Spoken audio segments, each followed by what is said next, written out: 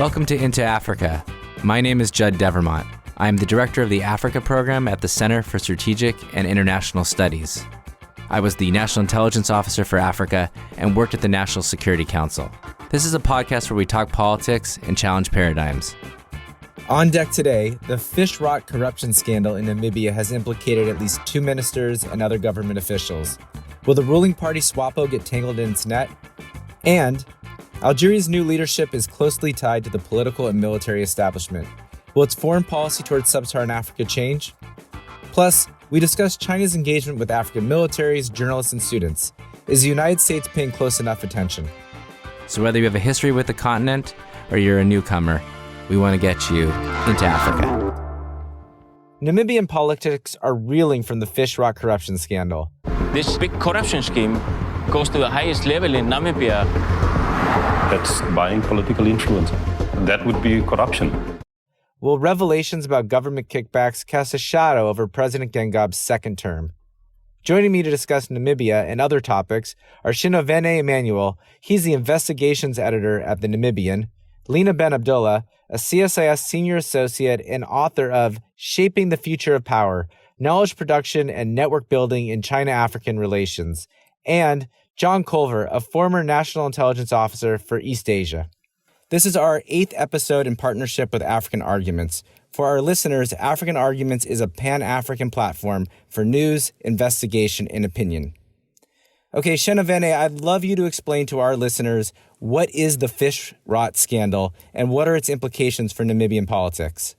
Yeah, thanks for inviting me. The fishrot scandal, in short, is basically a corruption scheme that involved, the using of money from the fishery sector, which is tightly controlled by the government. In this case, it's the distribution of money that was supposed to go to the government or, benefit communities and the country at large. The money was then often used to fund campaign programs of the ruling party. So it's basically the use of state resources to bankroll political campaigns and politicians. But then by end of last year, there was a collaboration involving a whistleblower. His name is Johnson Stephenson. He basically gave reporters, including a newspaper in Namibia. It's called the Namibian, where I work. In Iceland, is a TV station there, a state-owned TV station, and Al Jazeera.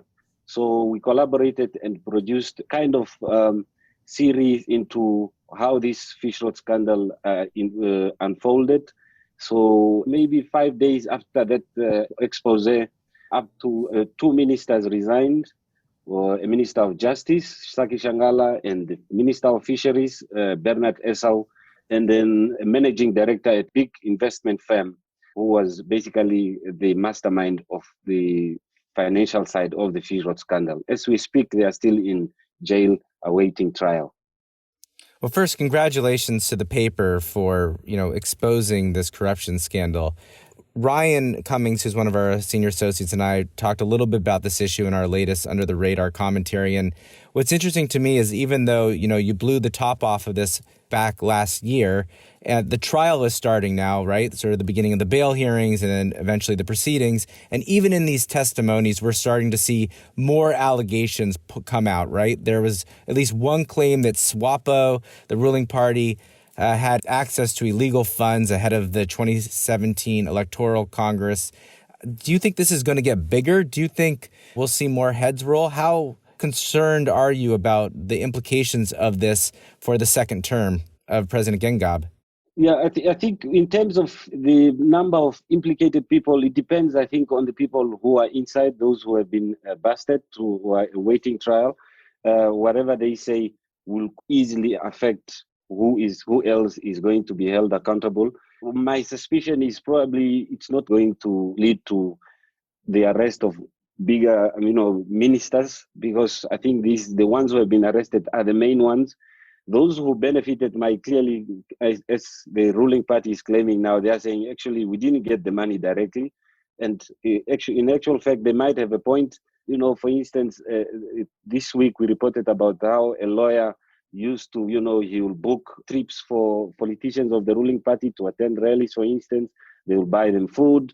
They will transfer money specifically to certain people who will in turn support the presidential candidate. So it will depend on what is going to be said in court. My sources are telling us that actually those inside, they're feeling that they are being thrown under the bus. They are not the one who benefited most. So it's really a bit tricky to say, it probably will go higher up. But at the moment, just those two, it's quite historic for Namibia.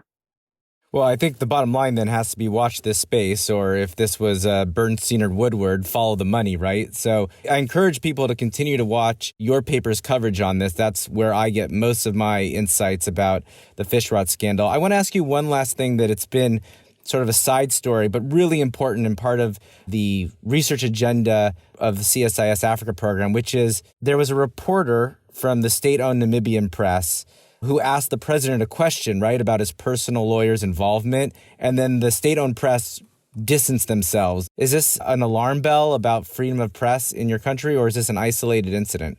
Before I go on that question, for us, especially in Namibia, for the Namibian media, the Namibian newspaper where I work, we started writing this story as far back as 2013, 2014, and we always brushed this issue as us, trying to paint certain people as corrupt while they are, well-known business people. So we feel in a way vindicated.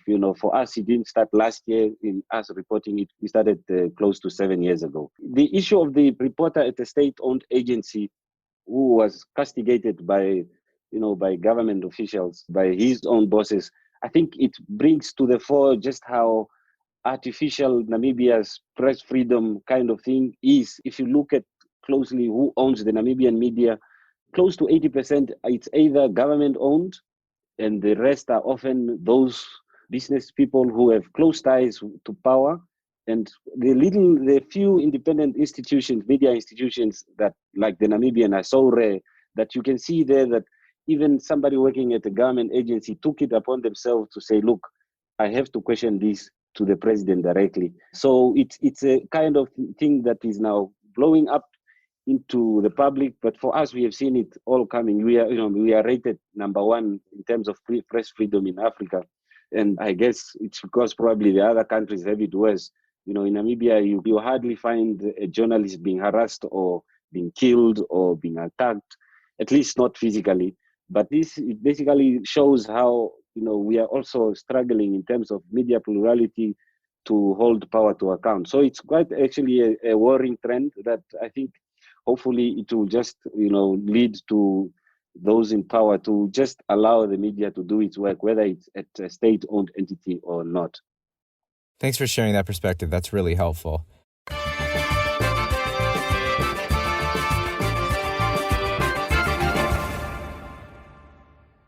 Let's shift to Algeria. This is not a country that my program follows a lot. We don't really follow North Africa. We're subject to the same strange bureaucratic seams and artificial divides that the U.S. government is. But we did talk about the political transition in Algeria back in June of last year. Actually, that was our first episode with African Arguments. And since a lot's happened and Lina's here, I wanted to just chat a little bit and update our listeners. So, Lina, Algeria had a presidential election in December. They got a new president after 2 decades under Bouteflika. And the new president is seen as part of the old guard, candidate of the military. His ascension really hasn't satisfied the Hirak protest movement. This will be a waiting game to see how much of the Hirak's demands will be met, if they will be met at all. What strategies the Hirak can now adopt apart from just mobilizing in the streets? Will there be representatives that can negotiate with the regime? These are questions that will remain to be answered, and only time will tell. What are your thoughts? Where are we now? Yeah, well, especially now with COVID-19, Hirak has been put aside. So the government has banned all kinds of protests since the month of March. And so Hirak has had to find creative ways to continue to think about the questions of where the government and where the country is headed to. And in the middle of all of this, of course, economic side of things as in financial side has gotten a lot worse. So as you know, the World Bank had reclassified Algeria from upper middle income country to lower middle income country. And basically the financial troubles have really stacked up in the middle of the pandemic. And as you know, oil prices still have not really recovered from the heavy blows that we've seen in global oil prices a couple of months ago. And so, all of these are just ingredients for potential more protests to come once the restrictions to travel and movements, etc., have been lifted. I guess the question for many of our listeners will be about Algeria's foreign policy. Algeria plays an outsized role in sub-Saharan Africa's foreign policy. They tend to have the key position at the AU, the Peace and Security Commissioner, although there's some questions about whether or not they will have that in the next go-around. And then, of course, Algeria is really important in the Sahel. And since we're recording this only a couple of days after the coup in Mali, I'd like to get your thoughts on where do you see the foreign policy of Algeria as it respects to the rest of the continent and to the Sahel? If the president is part and parcel of the old guard, does that mean a continuation? Or is the internal issues, whether it's COVID or economic or otherwise, should we expect a different role from Algeria? Algeria's foreign policy has been dormant for the last several years, and that was in part due to the former president Bouteflika really not being able to travel or go or really lead the government's foreign policy. And so there's a tremendous task there and a solid understanding that there's a huge need for revitalizing Algeria's foreign policy. What we've seen, actually an interesting nugget here of change immediately is seen in the constitution. There is a proposed change in Article 98, which would give the right to intervene abroad to the Algerian army. So this would be interesting because, of course, Algeria has been really adamant about sort of non-interference and non-intervention. But should this be something that changes, then we will see the government perhaps, thinking about the crisis in Libya and the crisis in Mali with a more hands-on approach, meaning potentially sending soldiers abroad. With regards to the Sahel, specifically, as you mentioned, Algeria has been a big player and tries to really portray itself as sort of an expert on counterterrorism, as a country that has gone through a lot of the similar issues and conflicts and problems and is connected to the problems that we see in the Sahel. When it comes to actual policies, it has just really been very isolated in the last few years. And that basically needs to change if the country wants to repackage or reshape its image. With regards to the coup in Mali, I haven't really seen much coming out of Algeria besides the Ministry of Foreign Affairs basically really issued in a statement that basically firmly rejected what was going on and called for a return to sort of constitutional processes and following the constitution. Yeah, I haven't seen them do much aside from that either. And we've written some papers here at CSIS talking about Algeria is the guarantor of the peace accords. And given all that you've just said, Lina, if they don't shift from this dormant foreign policy into something more engaging, I mean, it raises a number of questions about what role Algeria should have in any post-coup Mali or peace settlement or dealing with counterterrorism, because it does feel like the international community doesn't have a partner really in Algeria right now on some of these issues, and yet its name, defines the accord. So anyway, I don't think we can solve that, but I just wanted to throw that out there that as people think about Mali and think about the African Union, understanding Algeria's domestic politics and some of the things that Lina mentioned are really important to see the big picture.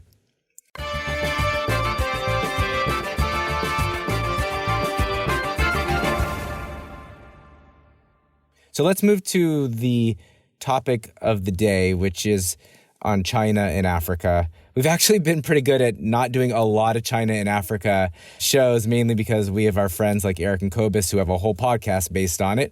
But we've been doing this mini-series on Africa's foreign relations. We talked about France. We talked about the United States. So, of course, we were going to talk about China. And John is a good friend of mine, former National Intelligence Officer for East Asia. You're widely recognized as one of the U.S. government's foremost experts on China. I thought for our audience it'd be really helpful to understand how China thinks about Africa. How does it fit into its worldview and its broader foreign policy goals? Thanks, Judd. It's great to be on here and to at least virtually see you again. It was great. The work we did together really opened my eyes because a lot of the China watching community is just that. They're staring at China. And even if we have expertise on China and Africa, a lot of the insights come from the African community and the African analytic community in the U.S. and in the broader environment and alliance. As you know, China's been connected to Africa, especially sub-Saharan Africa, for a very long time. A lot of the recent U.S. policy focus only dates from the past decade and tends to treat Chinese political, economic, and security ties on the continent as an outgrowth of its economic prowess. But China's connections date from the 1950s, 60s, and 70s when Mao Zedong sought revolutionary connections to what were then national liberation or anti-colonial movements and today are the ruling parties of many sub-Saharan African countries. A second key point is that over the past decade, Chinese interests in Africa have expanded and diversified from resource extraction and international support, especially at the United Nations, to viewing the continent as a massive market for Chinese value chains, consumer goods, and especially platforms. And with that, I mean international logistics, shipping, port management, and the financial networks, the payment systems like Alipay, and Chinese banks and financial institutions. Increasingly, as U.S.-China tensions mushroom, Africa is being portrayed by the Trump administration as a contested space in a new Cold War. And Trump's Africa policy is almost solely focused on challenging China's influence there by punishing China's friends on the continent and rewarding U.S. stalwarts. But John, I've seen these numbers that I think are really interesting, right? Like China does more trade with Latin America than it does with Africa. I think if I have the numbers right, China's trade with Germany is equivalent to Africa. So there's questions about, does China see Africa as a vote-rich continent, an economic opportunity? How does it rack and stack Africa? And you and I have talked before about, at one point, China thought about Africa as a place where perhaps there could be some cooperation with America.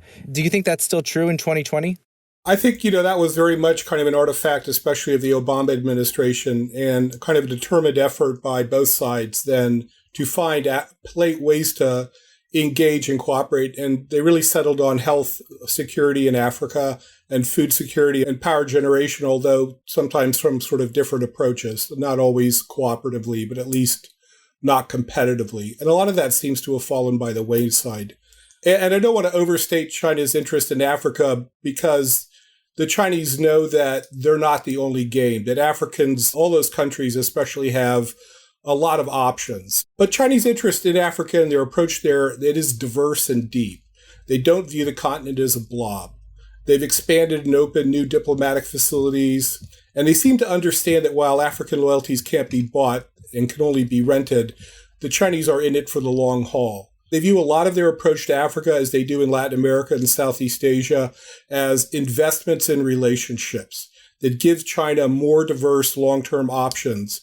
John, you couldn't have set Lina up better, right, as a transition. Lina, you wrote a great book. I just finished it, Shaping the Future of Power, Knowledge Production, and Network Building in China-Africa Relations. And I think you argue very persuasively that we have to think about China's people-to-people engagement, how it develops relationships, not just with governments or, the head of state, but military, journalists, students. And you make this argument that this is as important as economic or security investments. I would also add that you wrote an article in African Arguments a couple of years ago where you talked about how that China lends less money than most people really understand or think about. Can you walk us through some of the book's key judgments?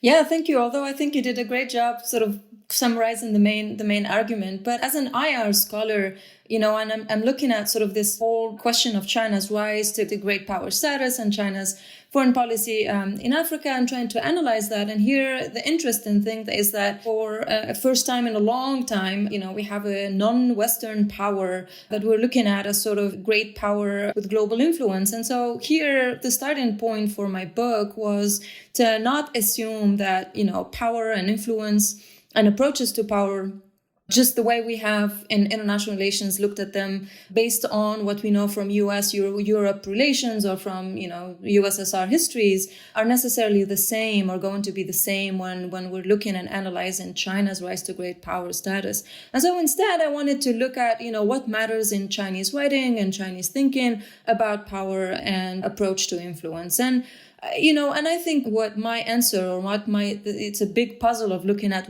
how power is approached and manifested. And my book is a small piece in that puzzle.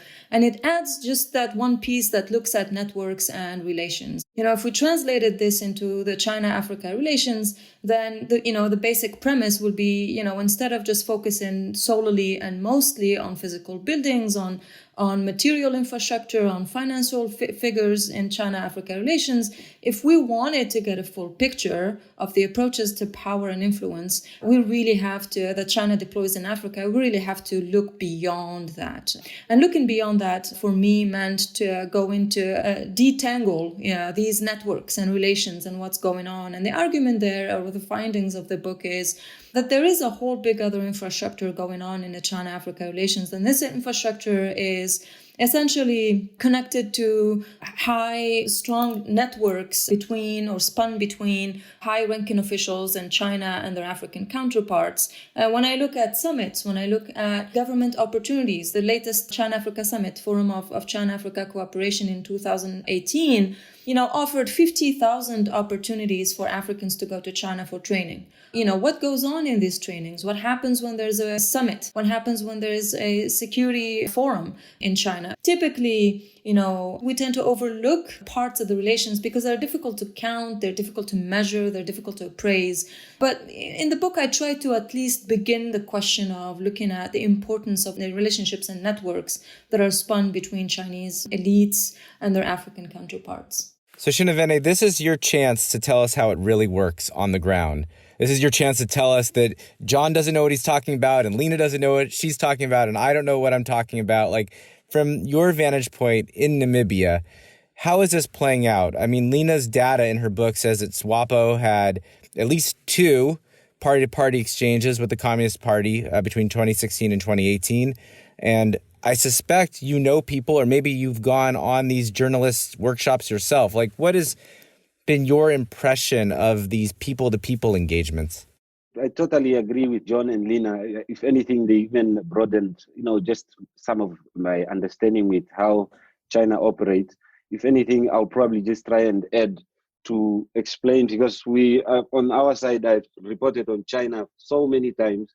And even at some point, I think last year, the embassy, invited me for lunch to just have a talk of why they feel I'm being too hard on them, and they feel we don't understand that they are doing things for the benefit of the country. But I think Lina explained that part where we probably often even the media just looks at if China has a contract to build roads and so on, but I can just give you some of the examples that China, for instance, in Namibia, in the past few years, they were responsible for building an airport. They were responsible for roads, the harbor. They've been dominant in the construction sector, and even at some point proposed to, set up a military base for China at Namibia's coast. At the moment, they are looking at building Namibia's biggest airport. They are currently dominating the uranium sector. They own the biggest uranium mines in the country.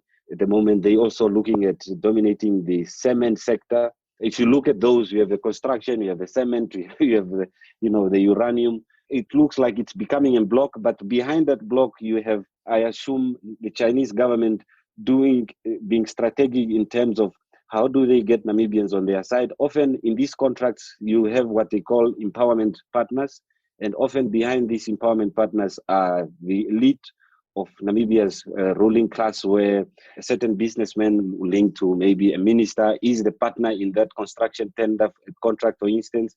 And then they move on to another contract. No, it's the son of the minister. I've written some stories 2-3 years ago on how a Chinese state-owned company, roped in the daughter of the president for some of these contracts. And I'm sure you'll assume that this thing, it then just strengthens the bond. But in terms of the relationships between the ruling party here and the Chinese Communist Party, they have increased, their relationship in terms of engagements. I know of maybe two, trips that SWAPO took from Namibia. They went to China. They, as sister parties, like John explained, these ties goes back to 30, 40 years ago, where the Chinese government was helping African countries to fight for freedom. And we, as we have been reporting, it shows that I think the Chinese government even gave, say, look, you don't seem to have the money. That's the message to the ruling party. We can, build for you this, but in exchange, you have to do me something. Obviously, you won't see that publicly, but things like that, it's like you'll owe them something. Then incidentally, you'll have to push for China's interest. I don't think the Western countries are doing much to counter or just to do better and say, look, I think China is probably using a tactic like relationships as a way to, get them on their side, because now what you have is the issue of, the rhetoric that has been going on for years to say, Western countries are imperialist, they just want to make money, and, they don't have the Namibian interest at heart. That was fantastic, comprehensive, and now we're going to have to put in the show notes some of your greatest hits, because I think our listeners will want to read some of these articles, particularly about the president's daughter. But some of the things you mentioned, Shinovene, are exactly what I wanted to ask John, which is, and I'm not putting words in your mouth, this is my view, I think we're falling short. The U.S. government is falling short on the people-to-people engagement. We've imposed travel bans in several African countries. We've reduced the size and the duration of the Young African Leaders Initiative, which is a great initiative, YALI, that was started under President Obama. And as Shinovene knows, more Africans now study in China than the United States. The only bright spot is apparently the U.S. Army is looking to increase by 10% in FY21 and then maybe by 50% in 22 Africans who are joining the military education programming. But overall, I think that this has been undervalued as a tool of measuring relationships. And I guess I just want your perspective, John, because when we talk about China and Africa, it's about the base in Djibouti, it's about debt, it's about Huawei. Listening to Lina and Shinovene, like, how do you think about this people-to-people engagement? And it's really also the strategic communications that Shinovene mentioned as well. How important is that? I think it's critical. I think that a lot of the things that have grabbed the headlights, the 3 or 4 issues you just mentioned, Chinese bases in Djibouti or elsewhere, Huawei and debt diplomacy, are, to be blunt, American propaganda themes that have tended to drown out all of the more substantive issues that are going to determine how the U.S. is viewed long-term in Africa and the relevance of U.S. to African policies and priorities. So, it's really going to require, I think, a wholesale reset to approach Africa, first of all, not just as a continent, but as individual countries, and then to look at the development, economic, security, health security needs in a much more kind of long-term and determined way. If our interest in Africa is centered on counterterrorism or disease, it just continues kind of the old tropes about Africa being a place where things are taken from, like resources, minerals, energy, food, or bad things happen, terrorism, Ebola, disease. Then the opportunity side of Africa, the importance of Africa as a continent of 2 or 3 billion people in 20 years, I think continues to get deprecated in U.S. policy consideration. Lina, I want to turn to you for some recommendations. One of the, I think, most illuminating parts of the book was this section on universities and the way in which the Confucius Institutes operate, how it is this. It's not a recruitment pool. That would be the wrong way to characterize it. But the relationships that are built out of the Confucius Institutes are really interesting in terms of how the Chinese government sort of pops back in and develops ties. And I've been to a lot of American Spaces, American Corners, which is our version of that. And they are shoddy and kind of in disrepair. And the Confucius Institute that I saw at the University of Nairobi was brand spanking new and very high class. And I guess the question for you is, how does the U.S. do things differently to deepen its ties with African partners? I wouldn't suggest replicating the China approach. We have our own strengths. And you, in your book, I think, note some of the real problems with the Institute or these exchanges being unidirectional. But how have you thought about the ways in which the United States could engage more effectively, constructively with its African partners? Yeah, and I think your view on Confucius Institutes is on point, because just looking at it from the perspective of network building, you see that Confucius Institutes in African universities are not only these shiny new buildings and spaces where students typically get Chinese classes and courses tuition free, but they don't do just that. So Confucius Institutes are typically staffed, or at least in my experience, doing fieldwork in Addis Ababa University's Confucius Institute, staffed with Chinese staff that has a look towards turning Chinese language classes into real opportunities for the students. And real opportunities mean either connecting them to scholarship programs for them to go to China to study more, or for the top-ranking students in the program, the Confucius Institutes will have a platform that can connect them to Chinese companies operating in Ethiopia, and then that can get them jobs. And so acting as that role that translates language skills into jobs that come with economic opportunities, that come with material incentives in that way, is really important. Also, from doing fieldwork in Ethiopia, what was really interesting about the Confucius Institute, the staff that I met there, is that in the off time between teaching classes and doing other things, they were translating materials. And a lot of the material that were translating was, like old Ethiopian history books and things that, and not just history, but a lot of other things that the staff of the Confucius Institute judged very important for understanding the context of Ethiopia. And so you do the groundwork for even companies and state-owned companies and firms trying to come in. So, Confucius Institutes in Africa are a big hub. It's a network hub that connects all kinds of different things. And I think that that's really a very different story from Confucius Institutes here in the US. But in terms of recommendations on the African government side, African governments, I think, need to start taking seriously sort of the study of China. And so when we look at the gap in the number of institutions and think tanks and centers that are dedicated to the study of China, Chinese studies in Africa, compared to the proliferation of centers for African studies and the study of Africa in China, we see that there's a huge knowledge gap. And that knowledge gap and the R&D investments are really going to be really important, because this is what's going to shape the narrative for the US and how the US can improve its relationships. I think that building or rebuilding or strengthening US democracy at home is going to have a big, huge role in the way it's perceived abroad, and it's in the way it's perceived in Africa. And I think that that's a big place to start for the US. Right now, even if countries in Africa don't have a travel ban, there are a lot of images that are sort of coming from the US regarding race and regarding what it means to be in the US as a Black person, that are a little bit scary. At the level of government, I think, like you said, thinking of Africa not as the space that is, has to be competed for is really important. So thinking of Africa in terms of partnerships, in terms of actually genuinely developing partnerships and relationships with Africans. If anything from the book,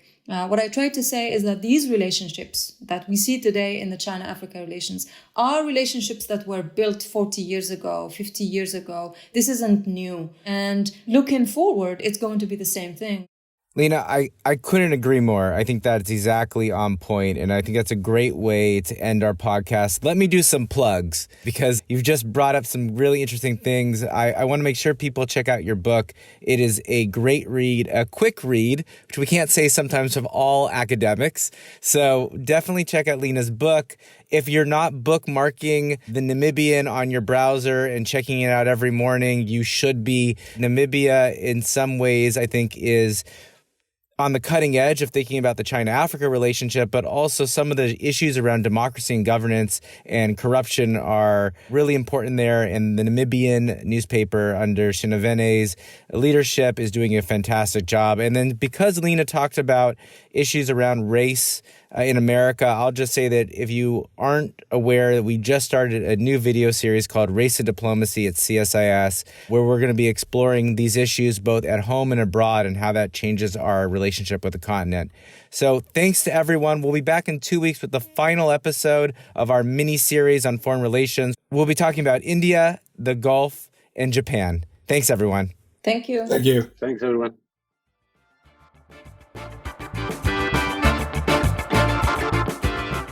Thanks for listening. We want to have more conversations about Africa.